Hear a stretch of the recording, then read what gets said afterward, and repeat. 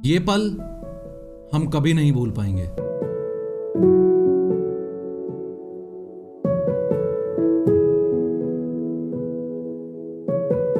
Okay, but wait, क्या चंद्रयान 3 में सच में ऐसे चेंजेस हुए हैं कि ये दिन हमें दोबारा ना देखना पड़े? उतार चढ़ाव आते रहते हैं और जब मैं देख रहा था कि अब कम्युनिकेशन ऑफ हो गया है तो मैं देख रहा था आपके सारे चेहरे एकदम से हो गए। Let's find out.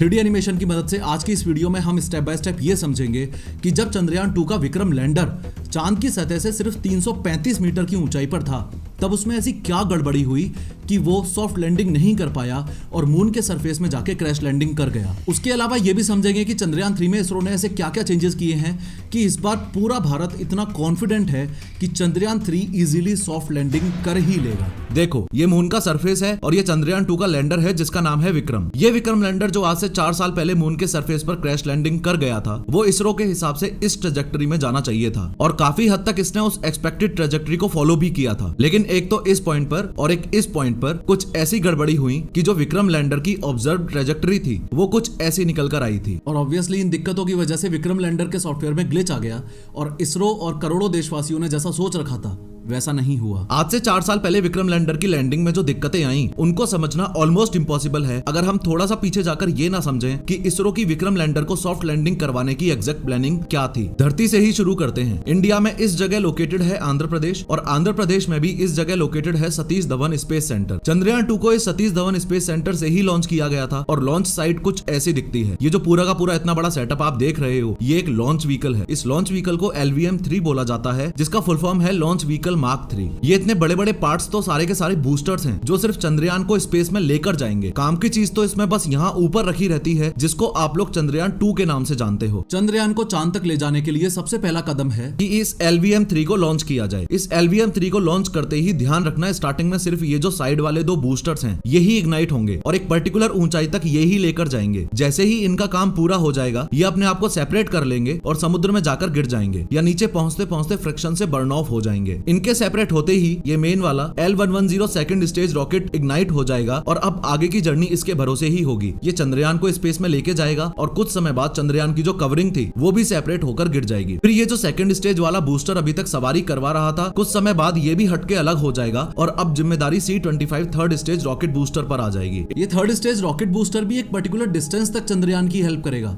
उसके बाद ये भी अलग हो जाएगा। इन शॉर्ट कहने का मतलब ये है कि अब हमारे पास सिर्फ काम की चीजें रह गई हैं। एक तो ये विक्रम लैंडर जो चांद के सरफेस पर लैंड करता अगर ये चंद्रयान 2 मिशन सक्सेसफुल होता तो, और दूसरा है ये ऑर्बिटर। खैर, लॉन्च व्हीकल के सारे पार्ट से सेपरेट होने के बाद अब बारी है ऑर्बिटर की। ऑर्बिटर अपने सैटेलाइट पैनल्स को ओपन करेगा और अर्थ के चारों ओर चक्कर काटना शुरू कर देगा। चंद्रयान 2 हो या चंद्रयान 3 हो, एक शब्द ऐसा है जो आपको बार बार सुनने को मिलेगा और वो शब्द है मैन्यूवर। इसका सिंपल सा मीनिंग ये होता है कि चंद्रयान के ऑर्बिट में या लैंडर में जो ये रॉकेट थ्रस्टर्स लगे हुए हैं रोटेशन करने में इनकी हेल्प ली जाएगी और ये ऑर्बिटर उस पाथ पर रहने की कोशिश करेगा जो इसरो ने इसके सॉफ्टवेयर में फीड किया है। इस कॉन्सेप्ट को और ढंग से समझना है तो ऐसे समझो कि ये अर्थ है और ये मून है और LVM-3 के या रॉकेट बूस्टर्स के सारे पार्ट्स हटाने के बाद जो लैंडर और ऑर्बिटर यहाँ तक पहुंच चुका था वो अब कुछ ऐसा पाथ तय करेगा। ध्यान से देखो कि अर्थ के ऑर्बिट में घूम घूम कर कैसे चंद्रयान अर्थ से डिस्टेंस बढ़ाता जा रहा है और एक पॉइंट ऐसा आएगा जब ये अर्थ के ऑर्बिट को छोड़कर मून के ऑर्बिट में एंटर कर जाएगा। उसके बाद मून के चारों तरफ घूमता रहेगा और डिस्टेंस को कम करता रहेगा, तब तक गोल गोल घूमता रहेगा जब तक 100 किलोमीटर बाय 100 किलोमीटर के ऑर्बिट में नहीं पहुंच जाता। चूंकि डिस्टेंस बराबर है इसलिए 100 किलोमीटर बाय 100 किलोमीटर का सर्कुलर ऑर्बिट होगा। तो जिस मैन्यूवर शब्द की हम बात कर रहे थे उसका मीनिंग यही है कि थ्रस्टर्स और सॉफ्टवेयर की मदद से ये ऑर्बिटर अपने आप को ऐसे पोजीशन करता रहेगा कि इसरो जिस रास्ते और जिस जगह इसको ले जाना चाहता है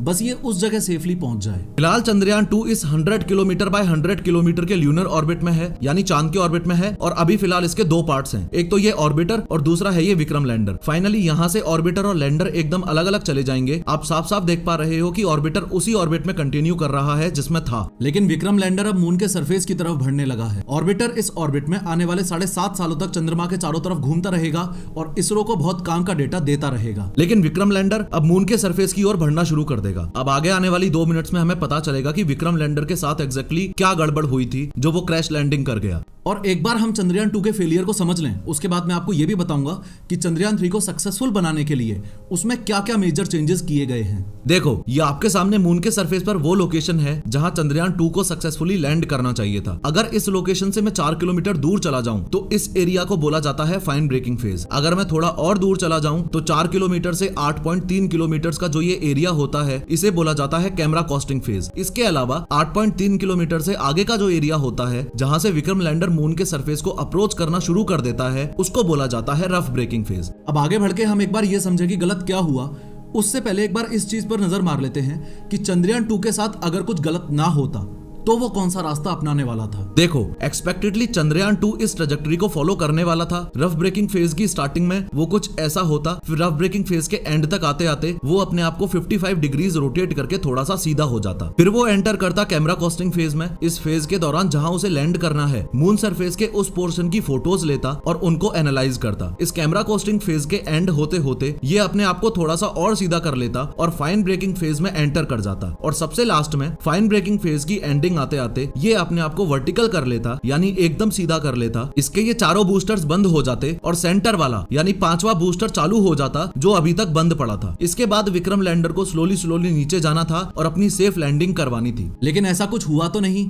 तो अब समझते हैं गड़बड़ कहां हुई। देखो, जिस समय विक्रम लैंडर मून के अराउंड ऑर्बिट में मौजूद है उस समय उसकी 2 वेलोसिटीज होती हैं, एक हॉरिजॉन्टल वेलोसिटी और दूसरी होती है वर्टिकल वेलोसिटी। हॉरिजॉन्टल वेलोसिटी का मीनिंग है ऑर्बिटिंग के डायरेक्शन में ही जो वेलोसिटी होती है और वर्टिकल वेलोसिटी का मीनिंग है कि मून के सरफेस के डायरेक्शन में जो वेलोसिटी होती है। दूसरे शब्दों में वर्टिकल वेलोसिटी को आप ये भी मान सकते हो कि मून के सरफेस पर लैंड करते वक्त जो वेलोसिटी होती है। फाइनली आज से 4 साल पहले चंद्रयान 2 का विक्रम लैंडर जब रफ ब्रेकिंग फेज में एंटर हुआ था तब सब कुछ सही था। ये rough breaking phase total 10 minute 23 second का था। रफ ब्रेकिंग फेज की जब एंडिंग हुई, फॉर्चुनेटली वहां तक भी सब कुछ एकदम सही चल रहा था। लेकिन इसके बाद शुरू होता है कैमरा कॉस्टिंग फेज। अब ये कैमरा कॉस्टिंग फेज लगभग 4.3 किलोमीटर का डिस्टेंस था और 38 सेकंड में पूरा होना चाहिए था। यहाँ आपको ये भी बता दूं कि विक्रम लैंडर जो क्रैश हुआ था वो इसी फेज की वजह से हुआ था। ध्यान से समझो कैसे। साइंटिफिक स्पेस टर्म्स में एक शब्द यूज होता है एटीट्यूड।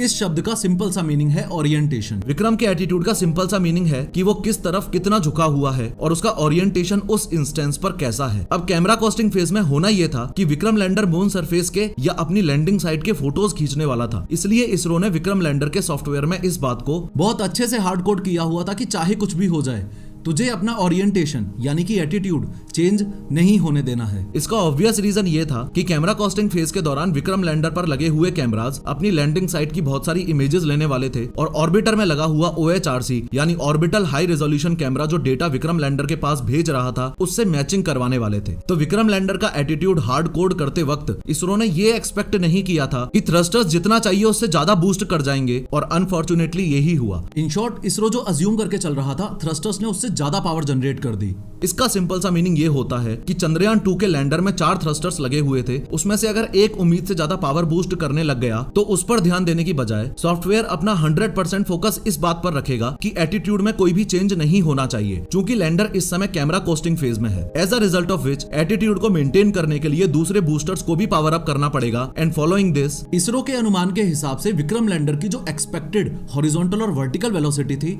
उसकी धज्जियां उड़ जाएंगी और अनफॉर्चुनेटली ऐसा ही हुआ। विक्रम लैंडर के कैमरा कॉस्टिंग फेज के एंड तक आते आते एरर्स इतने ज्यादा एक्यूमुलेट हो चुके थे कि सब कुछ हमारे हाथ से बाहर जा चुका था। दूसरी लिमिटेशन विक्रम लैंडर की ये भी थी कि फाइन ब्रेकिंग फेज के स्टार्ट से एंडिंग के बीच में जो लैंडर एकदम सीधा हो जाना चाहिए था वो संभव नहीं था, क्योंकि इसरो ने दूसरी चीज जो हार्ड कोड कर रखी थी वो ये थी कि चाहे जो भी सिचुएशन हो लैंडर 10 डिग्रीज पर सेकंड के हिसाब से ही रोटेट करेगा, उससे ज्यादा नहीं। ओवरऑल सिचुएशन ये थी कि फाइन ब्रेकिंग फेज का तो कोई भी हिस्सा विक्रम लैंडर अच्छे से पूरा कर ही नहीं पाया और ऊपर से कैमरा कोस्टिंग फेज की एंडिंग आते आते इतने ज्यादा एरर्स एक्यूमुलेट हो चुके थे और स्पीड भी इतनी ज्यादा गड़बड़ हो चुकी थी कि टाइम कम होने की वजह से विक्रम लैंडर तेजी से लैंडिंग साइट को अप्रोच करने लगा। और जिस समय विक्रम लैंडर की स्पीड सबसे कम होनी चाहिए थी उस समय लैंडिंग साइट को अप्रोच करने के लिए विक्रम लैंडर की स्पीड सबसे ज्यादा थी। तो सॉफ्ट लैंडिंग की उम्मीद तो हम वैसे भी नहीं कर सकते थे। तो एट द एंड ये जो फाइनल एक्सपेक्टेड लैंडिंग साइट आप देख रहे हो इससे 810 मीटर की दूरी पर विक्रम लैंडर क्रैश लैंडिंग कर गया और मून के साउथ पोल पर सबसे पहले सॉफ्ट लैंडिंग करने का सपना ही रह गया। अब बात करते हैं कि इसरो ने चंद्रयान 3 में इस बार ऐसे क्या बदलाव किए हैं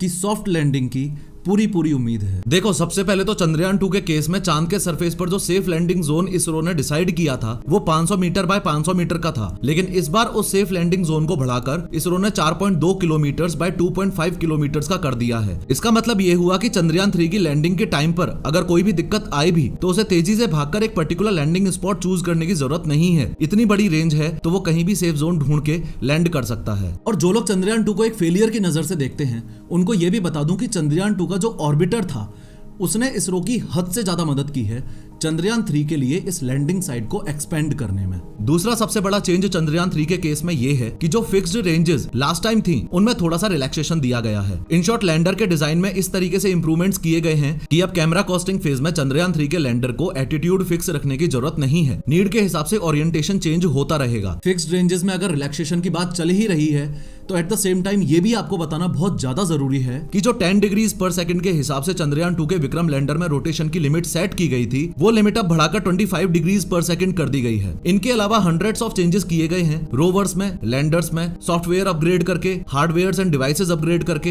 एक्सेट्रा। कुल मिलाकर अगर देखा जाए तो चंद्रयान 2 और चंद्रयान 3 दोनों ऑलमोस्ट सेम है। दोनों का मिशन तो कंप्लीटली सेम है ही। एक बहुत बड़ा जो डिफरेंस है वो इस बात का है कि चंद्रयान 2 में एलवीएम के पार्ट्स हटने के बाद लास्ट में जो मून के ऑर्बिट तक गए थे उनमें से एक ऑर्बिटर था और एक लैंडर था, लेकिन इस बार बस ऑर्बिटर नहीं जाएगा क्योंकि ऑर्बिटर तो हम पहले से ही भेज चुके हैं और वो चांद के चारों तरफ चक्कर लगा भी रहा है और इसरो को काम का डेटा दे भी रहा है। अब विक्रम लैंडर अकेला तो मून के 100 किलोमीटर बाय 100 किलोमीटर के ऑर्बिट में नहीं पहुंच पाएगा, इसलिए इसरो ने यूज किया है ये प्रोपल्शन मॉड्यूल। ये propulsion module 100 kilometre bye 100 kilometre के ऑर्बिट तक जाएगा और पिछली बार की तरह आगे का सफर विक्रम लैंडर को अकेले ही तय करना पड़ेगा। अगर सॉफ्ट लैंडिंग हो जाती है तो स्टार्टिंग के 3 या 4 घंटे तक विक्रम लैंडर यूं ही खड़ा रहेगा और रोवर तब तक बाहर नहीं आएगा। सॉफ्ट लैंडिंग करने के बाद में विक्रम लैंडर अपनी हेल्थ चेक करेगा और उसके बाद खुद के पेलोड्स को डिप्लॉय करेगा। फॉर एग्जांपल, इस तरीके से instrument for lunar seismic activity यानी ILSA को डिप्लॉय करेगा and after predefined checks Vikram lander के इस तरीके से फ्लैप्स ओपन होंगे और रोवर मून के सरफेस पर लैंड कर जाएगा। सक्सेसफुली चांद की मिट्टी को स्टडी करेगा, चांद पर वाटर आइस की खोज करेगा एक्सेट्रा। साथ ही आपको यह भी बता दूं कि रोवर की लाइफ सिर्फ 14 दिन की है, वो इसलिए क्योंकि ये सोलर पावर्ड है। इसका मतलब जब तक चांद पर दिन रहेगा तब तक ही ये रोवर स्टडी कर पाएगा, उसके बाद नहीं। और ये तो हम सबको पता ही है कि अर्थ पर 14 दिन चांद के 1 दिन के बराबर होता है। खैर, इस वीडियो पे क्लिक करके ध्यान से समझो कि यूनिफॉर्म सिविल कोड इंडिया में इंप्लीमेंट होना चाहिए या नहीं।